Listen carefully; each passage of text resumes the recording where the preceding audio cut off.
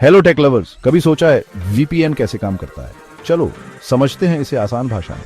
सबसे पहले जब आप अपने डिवाइस पर वीपीएन ऐप चालू करते हैं तो यह आपके डिवाइस और एक रिमोट वीपीएन सर्वर के बीच एक सुरक्षित टनल बनाता है।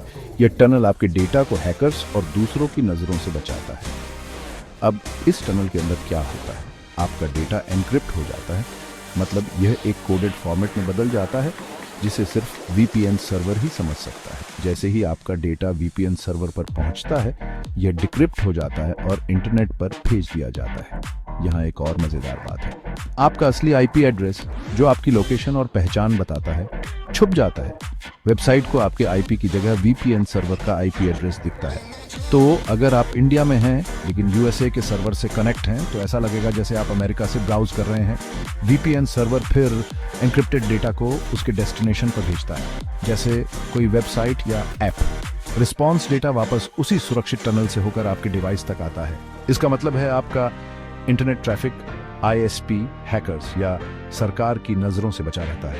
वीपीएन हाई लेवल एन्क्रिप्शन जैसे ES256 का इस्तेमाल करते हैं, जिससे इन्हें तोड़ना लगभग नामुमकिन है।